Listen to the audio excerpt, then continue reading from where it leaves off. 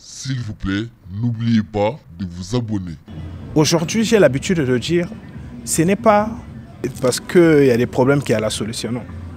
C'est parce qu'il y a la solution qu'il y a des problèmes. Et aujourd'hui, votre problème a une solution. Et la solution de votre problème, c'est le Seigneur Jésus-Christ de Nazareth. S'il vous plaît, n'oubliez pas de vous abonner. Chacun de nous a un don. Chacun de nous a une mission donnée que le Seigneur l'a envoyée sur terre. Certainement, eux, leur mission est de prêcher l'évangile. Leur mission est de bâtir les communautés. Leur mission est de réunir le peuple de Dieu. S'il vous plaît, n'oubliez pas de vous abonner. Le cas que vous avez eu, certainement, ce n'était pas le cas qui est relevé de leurs compétences, ou ce n'est pas le mandat qu'ils ont reçu du ciel. S'il vous plaît, n'oubliez pas de vous abonner. Ne vous découragez pas. Votre humble serviteur, Monseigneur Sanidan, c'est là que je suis. Nous aurons le temps, ceux qui ont des problèmes, de passer et nous allons prier. Et j'en suis sûr, je suis convaincu, et je le dis très haut et fort, le Seigneur Jésus-Christ va se manifester puissamment dans votre vie. S'il vous plaît, n'oubliez pas de vous abonner. Bana Kin, bana le monde entier, bana poto. En tout cas, vous s'abonner massivement, na chaîne Moko, Oza, na information à temps réel. Le seul ligne s'informer à temps réel. En tout cas, vous s'abonner na DFO TV parce que le DFO TV à faire à pro par des pros. Pendant qu'on s'informer à temps réel. Donc information sur les gars siko yo, sur malamoro siko yo. Donc ils en na DFO télévision. Donc merci Nabino déjà où vous s'abonner. Vous s'appelez baninga mususu bas s'abonner pour que bangope bas information quand ndenge bino vous ça. Donc sur la politique, information sur culture à Moka Nabiso dans mon betali ndoulé, mon betali art dramatique. En tout cas, na DFO TV. Pour s'informer sur ma sport ou na DFO TV. Fait des sociétés, en tout cas, donc nulle part ailleurs. Pour s'informer, ils ont des gars na DFO TV. Il y a donc une affaire des pros par des pros. En tout cas, vous continuez toujours à s'abonner. Oh, tu es envié pour nous. Oh, tu es envié pour nous.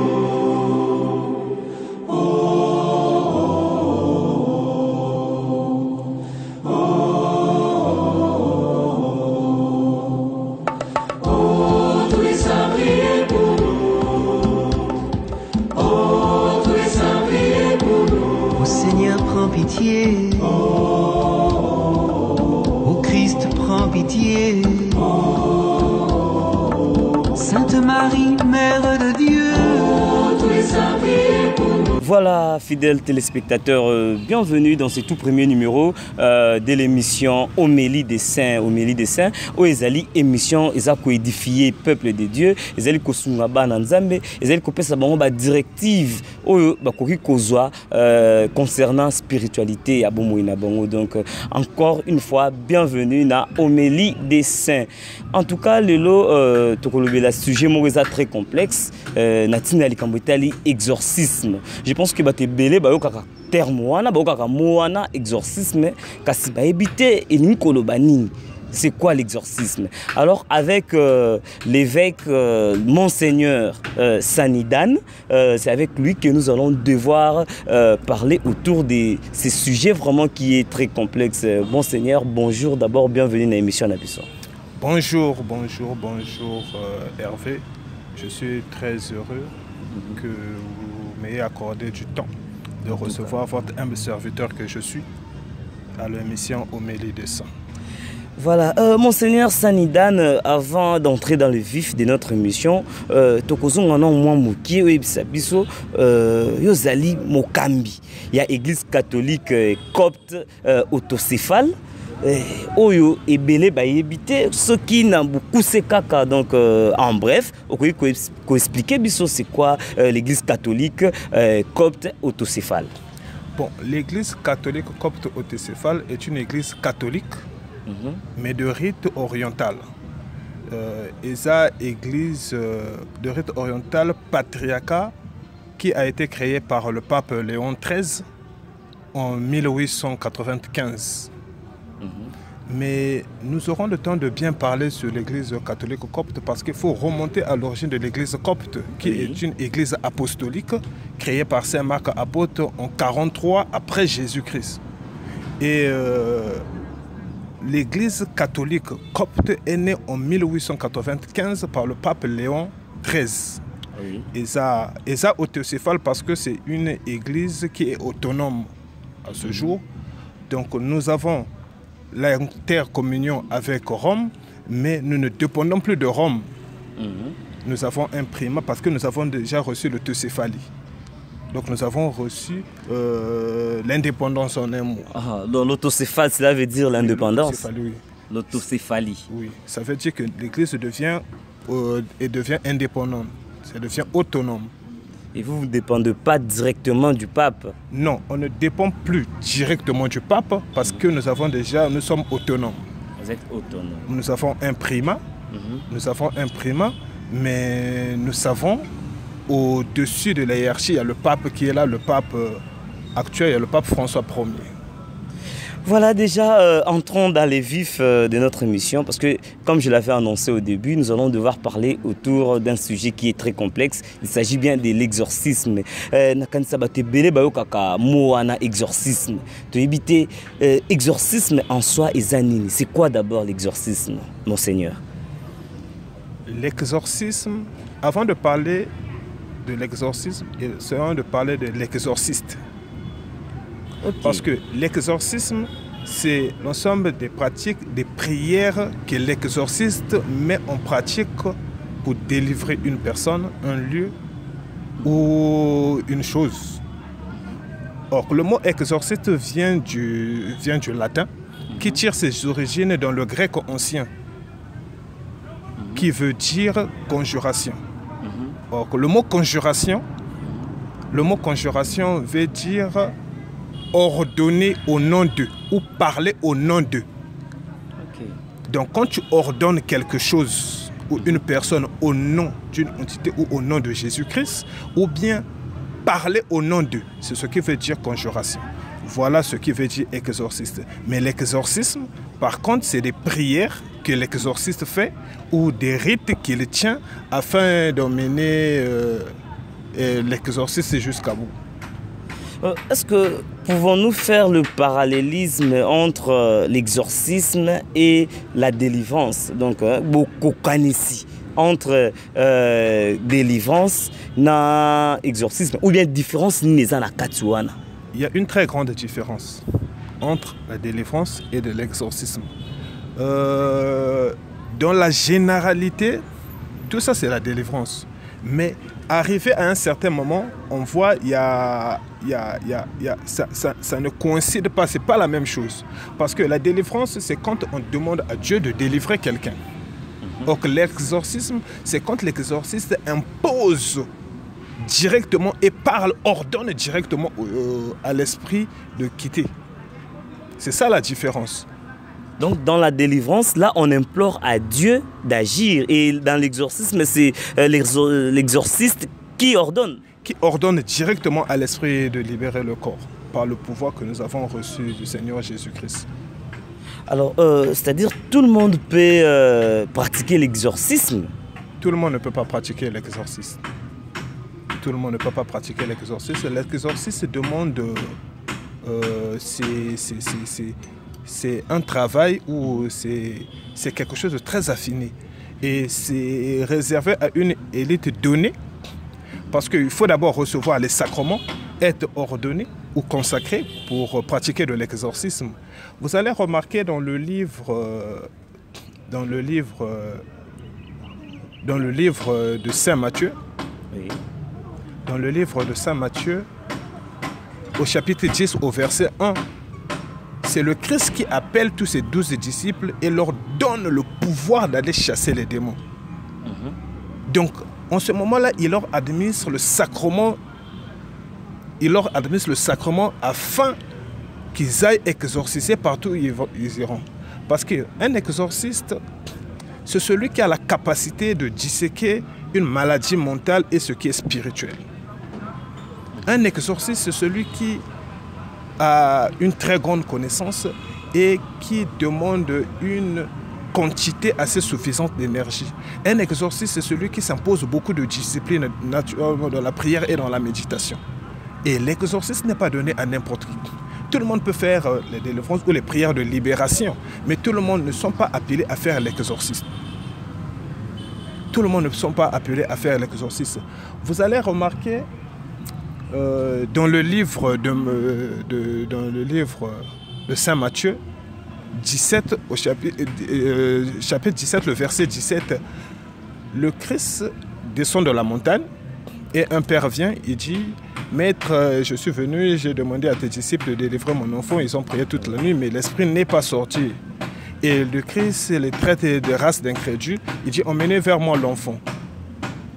Et le Christ ordonne directement à l'esprit et l'esprit sort du corps en agitant l'enfant. Et un peu plus bas vers le verset 21, les disciples s'approchent du Christ et lui disent: Comment est-ce que tu as fait? Nous avons prié, nous n'avons pas pu. Il dit: cette sorte de demande ne sort que par des jeûnes et par des prières. Tout simplement, le Christ voulait faire comprendre les disciples, les démons ne sont pas pareils. Il y a une catégorie de démons. Et dans cette catégorie de démons, si tu n'as pas la connaissance sur les démons, pour avoir la connaissance sur les démons, il faut d'abord avoir une très grande connaissance sur les anges. Okay. Pour connaître les démons, il faut d'abord connaître les anges. Parce que les démons, à la base, à l'origine, c'était des anges. Okay. À l'origine, c'était des anges. Et donc, il faut avoir une grande connaissance sur les anges. À ce moment, avoir aussi une grande connaissance sur les démons. Aujourd'hui, nous voyons partout, dans des églises peut-être sœurs ou dans d'autres dénominations, une fois les gens pratiquaient des délivrances et chassaient sans pourtant savoir quel est le démon qui chasse.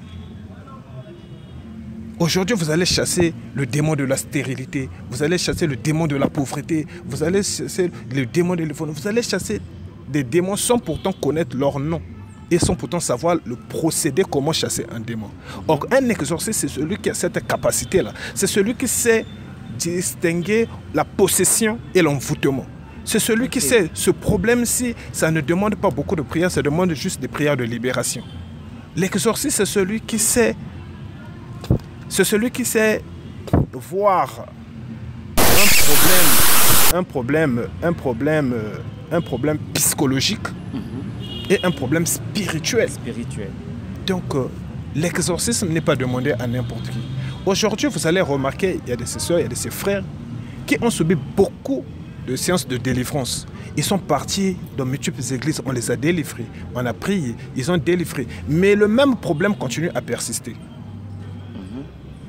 Ils sont partis, ils ont fait tout ce qu'ils vont faire comme délivrance. Le même problème continue à persister. Là, tout simplement, ça demande maintenant l'intervention d'un exorciste pour rentrer, pour savoir comment faire. Et un exorciste, en regardant la personne, en parlant avec la personne, c'est quel genre de prière ou quel genre de rituel il peut mettre à l'œuvre afin que la personne soit délivrée ou reçoive la libération. Pouvons-nous dire que l'exorciste, ou pour être exorciste, c'est un don? Est-ce que c'est un don ou on apprend quelque part dans la théologie, histoire comme ça? L'exorcisme, ce n'est pas un don. L'exorcisme, c'est un sacrement qu'on administre à quelqu'un. Et le gardien de l'exorcisme, c'est l'évêque. Parce que nous avons gardé la même succession apostolique depuis les apôtres jusqu'à aujourd'hui. Cette succession apostolique qui a été transmise par imposition des mains. Commencé par Saint-Pierre jusqu'à nos jours. Et c'est le même pouvoir que les apôtres, eux aussi, ils ont reçu de Jésus-Christ. Et aujourd'hui, on peut avoir le don. Mais l'exorcisme, c'est beaucoup plus que ça.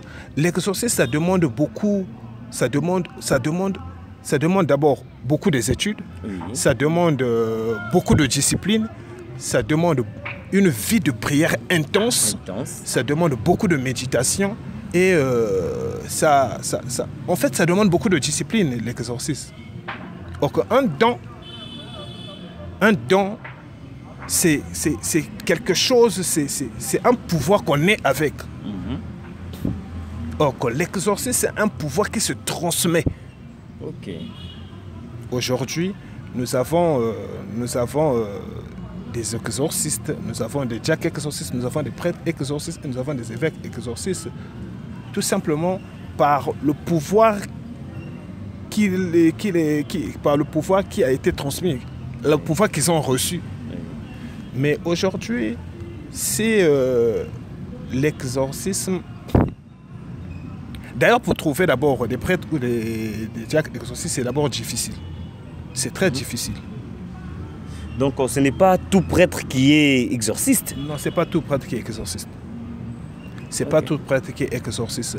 Dans les diocèses, c'est l'évêque qui choisit le prêtre à qui il confie le rôle d'exorciste. Donc à qui il confie ce rôle-là d'exorciste. Et l'évêque doit se rassurer parce que c'est l'évêque qui impose les mains et qui ordonne aux prêtres de pratiquer l'exorcisme. Mais l'évêque doit d'abord être sûr du prêtre qu'il envoie afin de pratiquer l'exorcisme. Voilà, mesdames, messieurs, donc nous vous signalons que nous avons reçu pour vous Monseigneur Sanidane, donc, qui est de l'église catholique copte autocéphale, donc, dans la communauté des Saint-Silois. Monseigneur, dites-nous un peu, quels sont des cas qui peuvent nécessiter l'exorcisme? Bakanini oyo totalika oyo to lui qui était cas oyo ezosenga délivrance mais ezosenga kolekana exorcisme. Bon, baka eza ebele. Baka eza ebele, la diversité aka eza ebele. Naturellement, il y a des cas beaucoup plus rares, par exemple, des cas de possession. C'est des cas qui sont très très rares à voir même de nos jours. Parce que jusqu'à ce jour, dans mes années sacerdotales, j'ai vu très rarement les cas de possession, mais il y a des cas aussi, les cas qui demandent des cas d'envoûtement. Il y a des cas d'envoûtement qui demandent l'exorcisme. Et il y a de ces cas de délivrance, il y a de ces personnes, c'est comme je disais tout à l'heure, qui ont été délivrées 3-4 fois. Et que les esprits reviennent toujours. Or, vous allez remarquer, le Christ, quand il parlait aux démons, quand il imposait, il ordonnait aux démons de ne plus revenir. Il ordonnait aux démons de sortir et de ne plus revenir. Ça devient le cas de l'exorcisme. Voilà pourquoi. Aujourd'hui, il y a plusieurs cas. Moi, je dis souvent, on ne naît pas de nouveau pour souffrir de nouveau. On ne peut pas naître de nouveau pour souffrir de nouveau. Nous quittons, ou bien les gens quittent du ténèbre vers la lumière. Mais le ténèbre ne peut pas continuer à persister pendant que nous sommes dans la lumière. Il y a des chrétiens aujourd'hui qui voient leur vie aller du mal en pire. Ça fait 4 ans, ça fait 5 ans, ils prient, ils ont fait des jeûnes, ils ont fait des prières, ils ont fait des délivrances. Ils sont partis de gauche à droite, mais continuent à vivre une vie précaire. Continuent à vivre une vie de tristesse. Continue à vivre une vie qui n'est pas digne d'un enfant de Dieu, ou bien ne dort pas la nuit. Il y a beaucoup de chrétiens qui ne dorment pas la nuit. Quand ils veulent, ils veillent jusqu'au matin. Et quand ils veulent dormir, c'est entre 4 heures ou c'est entre 5 heures et 6 heures. Mais ces chrétiens-là ont besoin de la prière. Ces chrétiens-là ont besoin d'être délivrés. Ces chrétiens-là ont besoin d'être exorcisés. Alors, ce sont là parmi les cas qui nécessitent l'exorcisme. Exactement. Il y a plusieurs cas, Il y a plusieurs cas qui nécessitent l'exorcisme. Et vous devez savoir aujourd'hui, ce n'est pas seulement les gens qui sont possédés, ce n'est pas seulement les gens qui sont envoûtés. Il y a des maisons qui sont envoûtées. Il y a des maisons qui sont possédées. Il y a des lieux qui sont très possédés. Et il y a même des choses qui sont possédées, des articles qui sont possédés. Et qui sont envoûtés. Donc, en vous entendre parler, on dirait que exorcisme bazo sala kaka batuté, même biloku, bandaku, des matériels, disons. Exactement. Parce qu'aujourd'hui, nous devons parler de la possession. La possession, c'est quand le démon vit dans le corps d'une personne. Le démon prend possession d'une personne ou d'une chose ou d'un lieu. Donc le démon y habite. Or, l'envoûtement, c'est quand un sorcier met à l'œuvre des rites ou bien met à l'œuvre un sortilège dans la vie d'une personne par rapport à sa connaissance et par rapport à ce qu'il peut avoir. c'est ce qu'on appelle l'envoûtement. Quand tu es envoûté. Oui. Donc, honnêtement, l'envoûtement, c'est un sort. Un sort. Qu'un sorcier lance, qu'un magicien peut lancer, qu'un occultiste peut lancer. Mais c'est différent de la possession. Or, la possession, c'est quand le démon t'habite. C'est ça le problème. Or, il y a des cellules, il y a des bureaux, il y a des maisons. Oui. Il y a des bureaux, il y a des maisons, il y a des photos. Il y a des fauteuils, il y a des lits qui sont possédés ou qui sont envoûtés. Mais ces lieux-là ont besoin d'être délivrés. Ces lieux-là, il faut venir, il faut chasser l'esprit qui habite, il faut chasser l'esprit qui s'impose là-bas, afin de faire régner la paix et la lumière divine. Mais on entend toujours parler de l'exorcisme du genre de pratiques maléfiques, des rites qui sont un peu bizarres ou encore en dehors des chrétiens. Bon, comment vous expliquez cela? D'abord, premièrement, pour pratiquer l'exorcisme, il faut être un chrétien.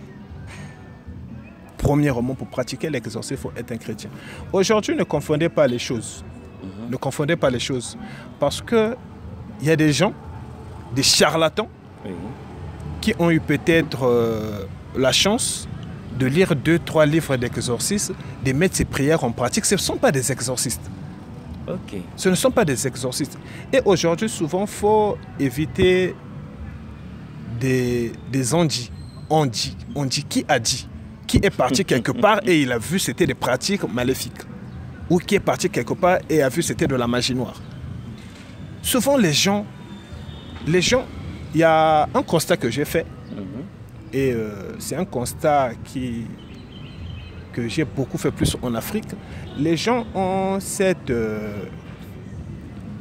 ont un problème avec les mots. Avec le mot. Les gens ont un problème avec les mots ou les noms. Trop Quand sensible, ils écoutent, trop sensible c'est là-bas. un peu compliqué. Ils ont tendance à mystifier les choses. Ils ont tendance à mystifier les choses. Mais le problème, c'est que quand on ne connaît pas, on demande.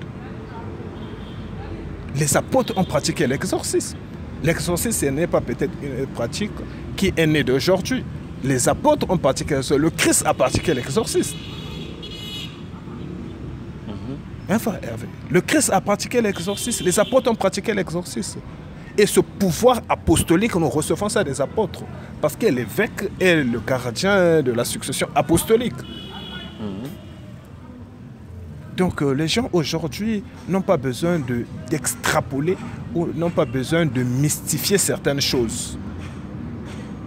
Alors, Monseigneur, dites-nous, aujourd'hui, comme des gens sont butés de plusieurs problèmes, problème ébélé, parce que il y a des possession, mari de nuit, n'en parlons même pas, problème en tout cas, des blocages, problème ébélé. Alors, ils peuvent aussi passer par l'exorcisme pour trouver la solution et puis ne plus demeurer dans l'enfer et puis vivre quand même comme les enfants de Dieu. Le problème, excusez-moi, tout le monde ne sont pas... C'est pas n'importe quel qui passe par l'exorcisme. Ce n'est pas n'importe quel cas.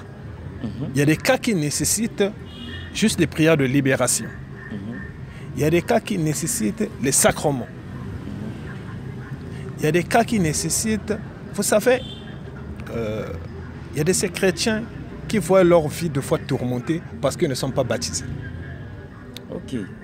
Il y a de ces personnes qui sont tourmentées de fois parce qu'ils n'ont pas le baptême. Donc le baptême aussi est important. Le baptême est très important. Le baptême est très très important. Voilà pourquoi le Christ dit celui qui ne naît d'eau et d'esprit ne peut hériter le royaume. Donc aujourd'hui, tout le monde ne sont pas appelés à passer par l'exorcisme. Ça dépend des cas. Quand le cas devient un peu plus compliqué, c'est là où l'exorcisme intervient. Mais sinon, il y a des prières très efficaces que nous pouvons dire, que nous pouvons faire pour libérer une personne. Mais quand ça nécessite aussi l'intervention, que la personne doit passer par l'exorcisme, à ce moment-là, la personne passe par l'exorcisme. Donc ça dépend des cas. Est-ce qu'une personne peut avoir un livre sur l'exorcisme et commencer à faire cette pratique lui-même et trouver des solutions? C'est pas possible. Pour la simple bonne raison,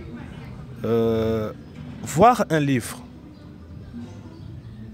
ne te donne pas le pouvoir de pratiquer cela. Parce que le livre, c'est le document. C'est le procédé du rituel que tu vas voir. C'est des prières que tu vas voir. Mais est-ce que tu as le pouvoir pour pratiquer l'exorcisme? Non. Non. Vous savez, l'exorcisme, c'est quelque chose de très affiné. Aujourd'hui, lorsque l'exorciste fait, un exorciste pratique l'exorcisme, pourvu qu'il ait des erreurs sur les mots, ou bien sur le rituel, ou bien un retard, ça gâche tout. Ça gâche tout. Ça gâche tout. Donc aujourd'hui, si ce n'était que le cas, on n'aura pas besoin des exorcismes. Nous aurons juste besoin de imprimer un livre rébellé à exorcisme, de imprimer un livre, après de kabolango na batonios. Moi, tout ça un problème, attends qu'il y ait qu'on aille après sur le bico. Si c'est le cas, on n'a pas besoin des exorcistes.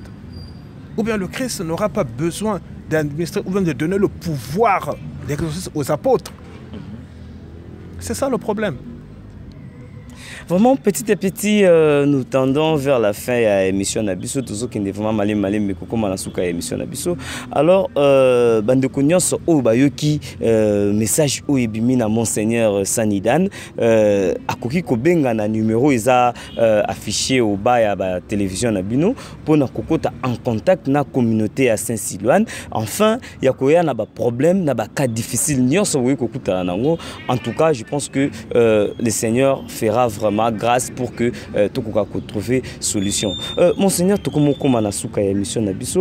un dernier mot na balandignon so balandi biso concernant union so na ba problème na ba union so bazokuta na ba makambo za ko déranger bomo ina bango surtout ba directive sur spiritualité na bango. Un dernier mot. Merci beaucoup.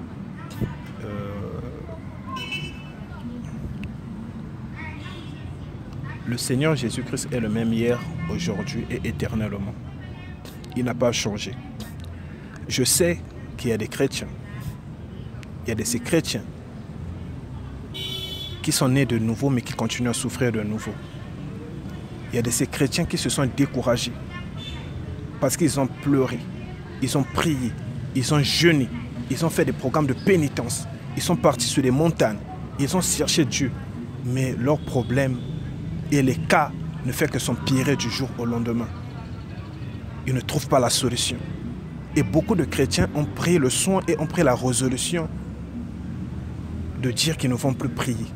Beaucoup de personnes se sont posé la question, est-ce que Dieu m'a abandonné? Est-ce que Dieu m'écoute réellement? Que dois-je faire? Comment dois-je prier pour que mon problème change? Ce que je peux vous dire, le Seigneur Jésus-Christ est le même hier, aujourd'hui et éternellement. Aujourd'hui, j'ai l'habitude de dire, ce n'est pas parce qu'il y a des problèmes qu'il y a la solution, non. C'est parce qu'il y a la solution qu'il y a des problèmes. Et aujourd'hui, votre problème a une solution. Et la solution de votre problème, c'est le Seigneur Jésus-Christ de Nazareth. Le problème, ce n'est pas la faute des serviteurs que vous avez vus. Le problème, ce n'est pas la faute des serviteurs que vous avez rencontrés. Chacun de nous a une mission. Chacun de nous a un travail. Chacun de nous a un don.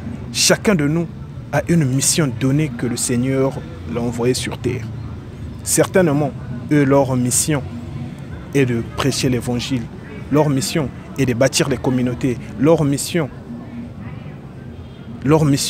est de réunir le peuple de Dieu. Le cas que vous avez eu, certainement, ce n'était pas le cas qui est relevé de leurs compétences, ou ce n'est pas le mandat qu'ils ont reçu du ciel. Ne vous découragez pas. Votre humble serviteur, Monseigneur Sanidan, c'est là que je suis. Nous aurons le temps, ceux qui ont des problèmes, de passer et nous allons prier. Et j'en suis sûr, je suis convaincu, et je le dis très haut et fort, le Seigneur Jésus-Christ va se manifester puissamment dans votre vie et la solution vous sera donnée. Merci. Voilà, nous sommes arrivés à la fin de cette émission. Bino Batubo lundi émission numéro eza nase à écran na bino. Boki koza pona koko en contact na communauté. Il y a Saint-Siloane. Donc quant à moi, je vous dis déjà au revoir. Prenons rendez-vous même chaîne, même heure. Ciao. Oh, tu es un vie pour nous. Oh, tu es un vie pour nous.